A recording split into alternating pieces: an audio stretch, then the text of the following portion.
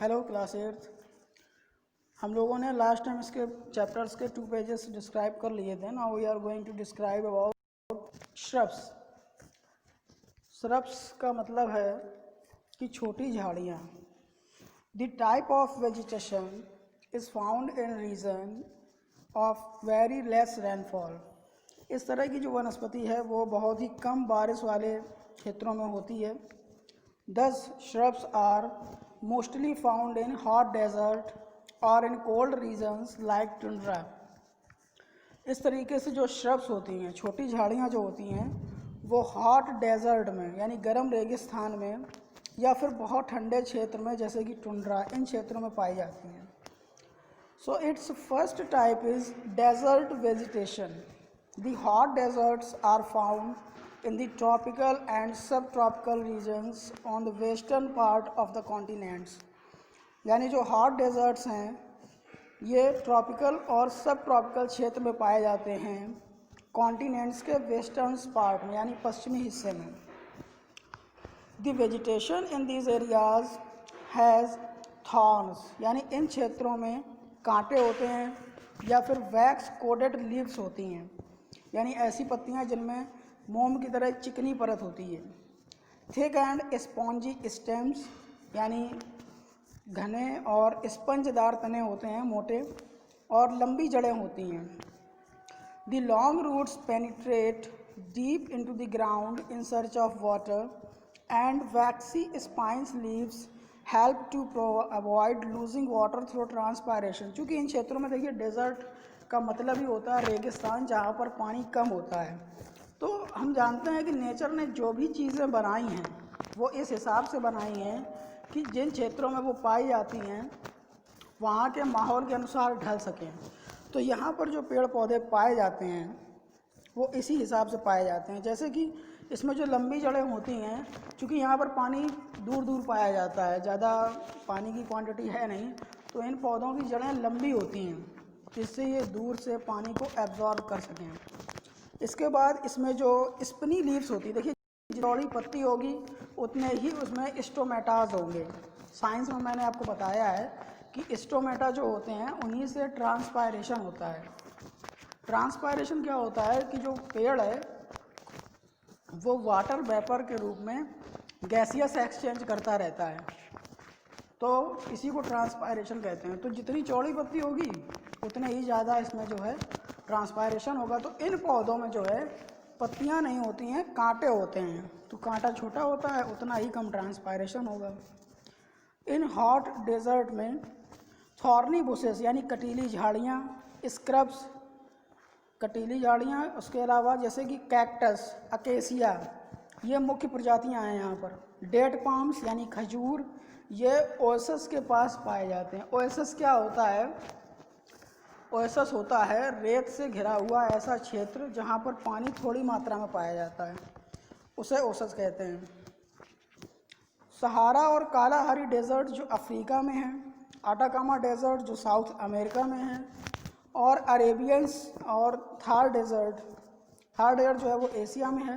तो ये कुछ ट्रॉपिकल डेजर्ट्स बताए जा रहे हैं जहाँ पर इस तरीके की वनस्पति पाई जाती है। कैसी वनस्पति? Desert vegetation. ये जहाँ गर्म क्षेत्रों में, मैंने पहले भी वक्त बताया है कि श्रब जो हैं या तो गर्म क्षेत्रों में होते हैं या फिर ठंडे क्षेत्रों में। तो गर्म क्षेत्र में आपने पढ़ लिया है, अब हम ठंडे क्षेत्रों की बात करेंगे टुंड्रा वेजिटेशन में।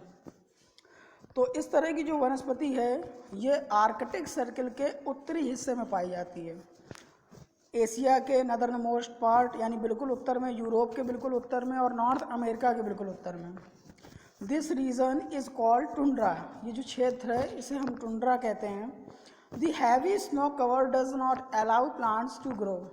जो इसमें बहुत ज़्यादा बर्फ़ गिर जाती है तो इससे पौधे उग नहीं पाते, क्योंकि जब मिट्टी के ऊपर बर्फ़ गिर जाएगी तो मिट्टी में हवा का पहुंचना, मिनरल्स का, वाटर का, ये सब थोड़ा सा कम हो जाता है, सूरज की रोशनी का पहुंचना। तो ड्यूरिंग शॉर्ट समर मंथ्स, जब हल्की सी, क्योंकि जो ठंडे क्षेत्र होते हैं वहाँ पर गर्मियों का समय बहुत कम ही आता है। बहुत कम का मतलब ऐसे कह सकते हैं जैसे 8 महीने बर्फ़ पड़ी और 4 महीने हल्की फुल्की गर्मियाँ हुई।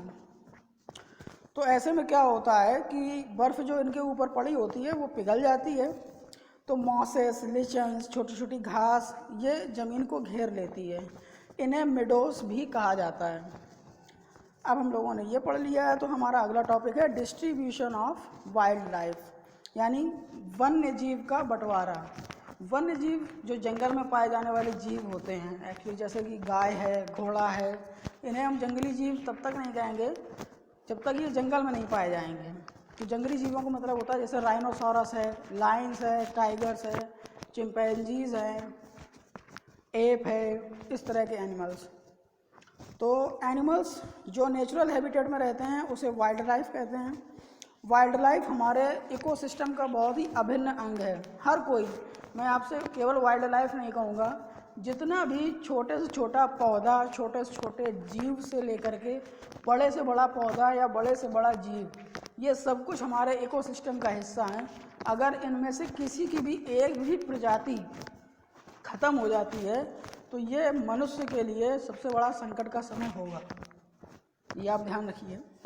कई हमारे रिसर्चर्स ये कह चुके हैं कि अगर मधुमक्खियाँ ख़त्म हो गई या अगर चूहे ही ख़त्म हो गए तो हम लोग जो है संकट में आ सकते हैं, क्योंकि ऐसी स्थिति में जिनको चूहे खाते हैं वो क्रिएचर्स ज़्यादा बढ़ जाएंगे जब चूहे ख़त्म हो जाएंगे, और जब चूहे ख़त्म हो जाएंगे तो जिनको चूहे खाते हैं, जो चूहों को खाएंगे तो उन्हें चूहा खाने को नहीं मिलेगा, तो उनके भी संकट में पड़ जाएंगे। तो धीरे धीरे पूरा जो हमारा फूड वेब है उस पर इफेक्ट आएगा। तो हर प्राणी जो है, हर जीव जो है वो इम्पॉर्टेंट है। तो हमारी जो वाइल्ड लाइफ है वो थोड़ी सी एक्सटेंसिव है, यानी फैली हुई है। इसमें बहुत बड़े बड़े जानवर आते हैं, मछलियाँ आती हैं, पक्षी आते हैं, यहाँ तक कि कीड़े मकोड़े आते हैं। लगभग 10 लाख जो हैं प्रजातियाँ हैं संसार में, और कई और एनिमल्स अभी भी डिस्कवर किए गए हैं। अभी आपने शायद एक सुना हो इंसिडेंट, 10 पैर वाला काकरोच अभी जो है उसको ढूंढा गया है इंडियन ओशियन के समुद्र तट पर, मतलब बिल्कुल नीचे। तो ये मैंने आपको बताई रिसर्च, इस पर आप रिसर्च कर सकते हैं कि कौन था वो, उसका फिगर देख सकते हैं नेट में। नेचुरल, अब अगला पैराग्राफ हमारा है, natural vegetation and wildlife are linked to each other. मतलब जो हमारी प्राकृतिक वनस्पति है और जो वाइल्ड लाइफ है, ये दोनों एक दूसरे पर निर्भर करते हैं। एक अच्छा सा उदाहरण इसको मैं आपको बताता हूँ। अगर शेर रेगिस्तान में हो मान लो, तो वहाँ पर वो सर्वाइव नहीं कर पाएगा। क्यों? क्योंकि वहाँ पर पेड़ पौधे नहीं हैं, और पेड़ पौधे नहीं हैं तो दूसरे जो हमारे जानवर होते हैं वो जानवर भी वहाँ नहीं होंगे जब पेड़ पौधे नहीं हैं। तो शेर किसको खाएगा? वो रेत को तो नहीं खा सकता, या छोटी छोटी कटीली झाड़ियों को तो नहीं खा सकता। इसी प्रकार से अगर ऊँट को हम किसी ठंडे क्षेत्र में भेज दें, मान लीजिए जम्मू कश्मीर में भेज दें, तो ऊँट वहाँ सर्वाइव नहीं कर पाएगा, क्योंकि वहाँ कटीली झाड़ियाँ नहीं होंगी। और साथ ही साथ ऊँट के जो पैर होते हैं वो इस तरीके से नेचुरल मेड हैं, या ये कहें कि इस तरह के अनुकूलन हैं कि वो रेत पर ही चल सकते हैं या फिर सड़क पर, वो बहुत ज़्यादा ठंड बर्दाश्त नहीं कर पाएंगे। तो इस तरीके से जो है हमारा हर जो एनिमल है वो किसी पर्टिकुलर प्लेस के लिए बनाया गया है और एक दूसरे पर निर्भर है, वनस्पति पर। Both are essential in maintaining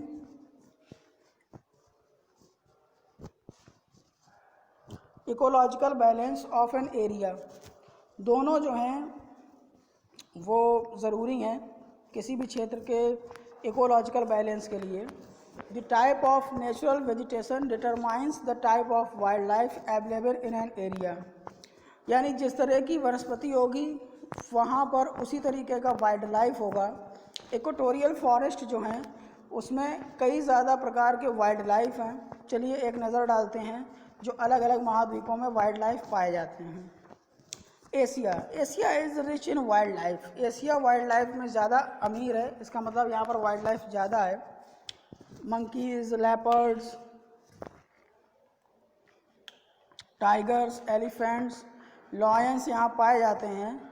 while herons, cranes, foxes, bears ये टेम्परेट एरियाज़ में पाया जाता है। टेम्परेट एरियाज़ का मतलब हम कह सकते हैं कटिबंधीय क्षेत्र। और टैगा और टुंड्रा क्षेत्रों में फर बियरिंग एनिमल्स यानी रुएं वाले जानवर पाए जाते हैं, जैसे minks, lynx, polar bears, musk oxen, arctic foxes, etc. Now we are going to describe the wildlife which is found in Africa. Africa has an extremely varied wildlife. Africa जो है वो बहुत ज़्यादा विभिन्न प्रकार के वन्यजीव हैं वहाँ पर. Elephants, rhinos, crocodiles, gorillas, apps, hippos, chimpanzees. ये इक्वेटोरियल फॉरेस्ट हैं, यानी भूमध्य रेखा में जो क्षेत्र आते हैं वहाँ पर पाए जाते हैं. और सवाना ग्रासलैंड में जो घास खाने वाले जानवर हैं जैसे जिराफ, डियर, स्टैग्स, जेब्राज ये पाए जाते हैं. मांस खाने वाले जानवर जैसे शेर, चीता, लेपर्ड यानी तेंदुआ ये भी यहाँ ज़्यादा संख्या में पाए जाते हैं. कैमल्स और ऑस्ट्रिच यानी ऊँट और शुतुरमुर्ग ये भी डेजर्ट रीजन में पाए जाते हैं. Now next turn is for Europe. The wildlife in Europe is not very extensive as most of forests are cleared. यानी यूरोप में जो वन्यजीव हैं ये बहुत ज़्यादा फैले हुए नहीं हैं क्योंकि इसमें अधिकतर जंगल जो हैं वो क्लियर कर दिए गए यानी साफ़ कर दिए गए हैं. Polar bear, wolf, wild bear, wild sheep, native antelope ये कुछ मुख्य प्रजातियां हैं जो यहाँ पाई जाती हैं. और रुएं वाले जानवर जैसे सेबल्स, एरमाइंस, माइंक्स ये यहाँ पर जो हैं खेतों में होते हैं. और जो है पैट्रिजेस, कुकूज, स्काईलार्क्स, नाइटिंगल्स ये कुछ पक्षी हैं जो यहाँ पाए जाते हैं. Now it's turn to South America. The continent of South America has an amazing variety of wildlife. यानी जो साउथ अमेरिका के कॉन्टिनेंट्स हैं इनमें जो है वाइल्ड लाइफ की बहुत अच्छी वैरायटी होती है, वन्यजीव ज़्यादा अच्छे हैं. एंटीलोप, आर्मेडलोज ये पुराने मैमल्स हैं इस क्षेत्र में. लेमास यहाँ पर पाए जाते हैं एंडस माउंटेन के पास में. एनाकोंडा जो कि एक बड़ा सरीसृप है, रेप्टाइल है, ये यहाँ पर जो कम गीला क्षेत्र होता है घास का मैदान वहाँ पर पाए जाते हैं. बाकी monkeys, pumas, jaguars, alligators, giant turtles ये यहाँ पर पाए जाते हैं. The rhea, the flightless bird like the ostrich, condor, the largest bird of prey in the world are also found here. यानी जो फ्लाइटलेस बर्ड का मतलब होता है जो पक्षी उड़ नहीं सकते हैं, जैसे शुतुरमुर्ग है और जैसे कॉन्डेक्स है. तो ये जो हैं बड़े पक्षी हैं जो शिकारी होते हैं तो ये यहाँ पर पाए जाते हैं. नॉर्थ अमेरिका में, क्योंकि नॉर्थ अमेरिका जो है वहाँ पर ठंडी जलवायु होती है तो रुएं वाले जानवर पाए जाते हैं जैसे reindeer, arctic fox, musk, sable, polar bear and blue fox ये इन क्षेत्रों में पाए जाते हैं. और इन्हीं कॉन्टिनेंट के दूसरे क्षेत्रों में द मूज, एल्क, बिसन, बैजर, बीवर, हेडहॉग ये इन क्षेत्रों में पाए जाते हैं. Now it's turn for Australia. Many unique animals are found in Australia. Kangaroos, koalas are found only in Australia. यानी कई अद्वितीय जानवर ऑस्ट्रेलिया में पाए जाते हैं. अद्वितीय मतलब जिनके जैसा कोई दूसरा नहीं है. कंगारू, कोआला ये ऑस्ट्रेलिया में पाए जाते हैं. The duck, billed, platypus, emus, lyrebird and kingfisher ये कुछ दूसरे आम पशु और पक्षी हैं जो ऑस्ट्रेलिया में पाए जाते हैं. Now it's turn to Antarctica. Wildlife in Antarctica is found at the places where land and water meet. यानी जो अंटार्कटिका में वन्यजीव हैं ये उन जगहों पर पाए जाते हैं जहाँ पर ज़मीन और पानी अक्सर मिलता है. पेंगुइन्स यहाँ पर लोकल हैं, मतलब यहीं पर रहते हैं कॉन्टिनेंट में. और अंटार्कटिका का एक प्रतीक भी ये है. Snow petrol which resembles the white Dove is also found here. यानी यहाँ पर सफ़ेद डव या फाख्ता चिड़िया होती है वो भी यहाँ पर पाई जाती है. अलग अलग तरह के सील्स, एल्बाट्रॉसेस, साथ ही साथ कई समुद्री क्रिएचर्स यानी प्राणी जैसे कि व्हेल्स ये भी यहाँ पाई जाती है. ये तो हमने अलग अलग महाद्वीपों के अलग अलग कॉन्टिनेंट्स की वाइल्ड लाइफ के बारे में जान लिया, कहाँ पर कैसे पक्षी कैसे पशु पाए जाते हैं. अब हम बात करेंगे वाइल्ड लाइफ इन इंडिया, यानी कि भारत में ये कैसी वाइल्ड लाइफ है. India is a home to a rich variety of birds. यानी भारत जो है वो कई तरह के पक्षियों और जानवरों का घर है. इंडियन नेशनल एनिमल, भारत का जो राष्ट्रीय पशु है वो टाइगर है और ये देश के कई हिस्सों में पाया जाता है, स्पेशली हिमालय की पहाड़ियों के निचले जगह पर। माउंटेन फॉरेस्ट जो है सेंट्रल और सदर्न इंडिया में, यहाँ पर टाइगर्स भी हैं, और बंगाल टाइगर जो है वो सुंदरबन में पाया जाता है। एशियाटिक लायन ये एक संरक्षित जानवर है, यानी प्रोटेक्टेड एनिमल है, जिसमें कि मतलब जो प्रोटेक्टेड एनिमल उसे कहते हैं जिसकी प्रजाति लगभग कम हो रही हो संख्या। तो ये गिर फॉरेस्ट नेशनल पार्क में पाए जाते हैं गुजरात में। एक सींग वाला जो है राइनोसोरस, ये सेंचुरीज़ में पाया जाता है और असम और वेस्ट बंगाल की सेंचुरीज़ में। The common leopard is found in the forest, जो आम तेंदुआ जंगलों में पाया जाता है पूरे भारत में। बट स्नो लेपर्ड, जो स्नो लेपर्ड है वो केवल हिमालय में पाया जाता है। रेड पैंडा, मस्क डियर, आइबेक्स ये हिमालय के जंगलों में पाए जाते हैं, और वाइल्ड याक ये लद्दाख में पाया जाता है। Monkeys, jackals, foxes, wild dogs, different species of deer like sambar, chital, blue bull, नीलगाय कहते हैं जिसे, ब्लैक बक, काला हिरन कहते हैं जिसे, वॉल्फ, हियाना, मोंगूज, ये सब कुछ ऐसे जानवर हैं जो देश के अलग अलग हिस्सों में पाए जाते हैं। More than 1000 species of birds are found in India, Bharat में जो पक्षियों की लगभग 1000 प्रजातियाँ पाई जाती हैं। A peacock is the national bird of India, यानी मोर जो है वो राष्ट्रीय पक्षी है। Parrot, kingfisher, storks, pheasant, barbets, cuckoos, crows, myna are some commonly found birds here. Kites, hawks, owls ये कुछ शिकारी पक्षी हैं। सो आप इस चैप्टर्स को रीड कर लीजिए, और मैंने क्वेश्चन आंसर इसके आपको सेंड कर दिए हैं। अगर आपको कोई क्वेरी हो तो आप ज़रूर हमें बताएं। आपको देख लेते हैं इंडिया के, इसमें आपको अलग अलग देखिए ये आप दिया गया है, national park, wild life sanctuary और वेलैंड, ये 3 चीज़ें इसमें दी गई हैं। इसको आप ज़रूर तैयार कर लीजिए क्योंकि ये हाई स्कूल लेवल का चैप्टर है, और इसमें आपको ये नीचे कुछ पॉइंट्स दिए हैं केस स्टडी के लिए, ये भी डिस्क्राइब कर सकते हैं। तो पूरा चैप्टर आपका कंप्लीट हो गया है ये, और इसके हमने क्वेश्चन आंसर आपको ट्रांसफ़र कर दिए हैं। आप हमें इसे आज दोपहर तक सेंड करिए, दैट इज़ सो अर्जेंट।